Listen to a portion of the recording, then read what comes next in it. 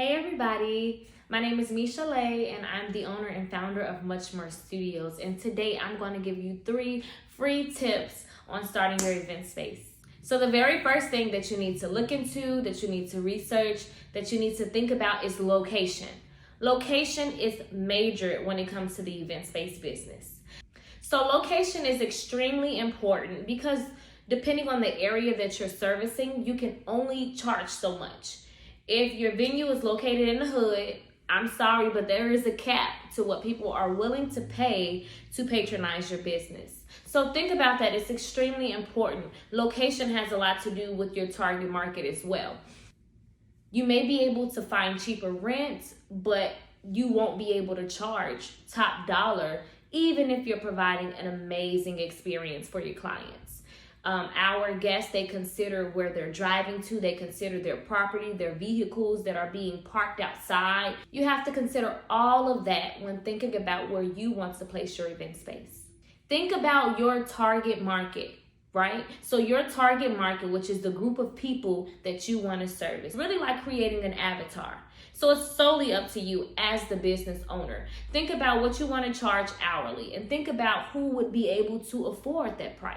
Things to consider for your avatar or your ideal customer would be their annual income, would be their hobbies and interests, will be if they have children or not, would be the area that they live in.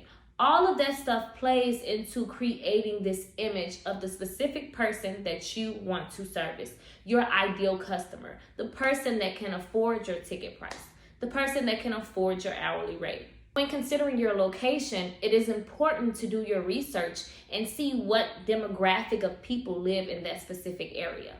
Also, if those people don't reside in that area, will they be willing to drive, to commute to that area? What does the area have to offer those specific types of people? My first venue was located in a challenging area. However, we still did our very best to provide an amazing experience for our customers. We had our security, we had our staff on site, we had all of the precautions that we were able to take to make sure we provided a very safe and a very amazing experience for our clients. Unfortunately, due to the area, there were things that were just simply out of our control. I call those uncontrollables. Things happened. There was vandalism, rowdy neighbors, things of that sort, which didn't sit well with our clients. So we had to make the adjustments, and I had to make the investments as a business owner to make sure that my clients, my guests, and my staff were safe and they can enjoy themselves. So make sure you consider that when figuring out your location, when really honing in on where you want to have your establishment. Consider all of the variables, also the uncontrollables. Step number 2 is zoning. Zoning is extremely important. Let me break down zoning, right? Commercial zoning controls the type of activities a business may conduct in a particular area and the category of business that can occupy the zoned area. Chicago does not play with zoning. It is of the utmost importance that you know if that specific location that you found is zoned accordingly. For Chicago, the zoning requirements for event spaces and venues, typically it's B3 or anything in the C. So they kind of range from 1 to 3, sometimes 4 after the letter. So B representing business and C representing commercial. Sometimes you can get away, depending on your alderman or the actual activities of your business, with being zoned in B2. And if you're not zoned properly, you won't be able to receive your business license. They will reject your application due to zoning. So it's very important that we understand zoning is one of the first things you need to consider before you sign a lease. On the City of Chicago's website, there is an interactive tool that you would be able to use to see exactly what your venue is zoned as. Again, zoning is important. You do not want to make the mistake that so many business owners have made. I know specifically in the City of Chicago, of getting into agreements and signing leases for establishments that are not zoned to be licensed for a PPA, a public place of amusement license, which is what you need to operate legally in event space in the City of Chicago. So do your research.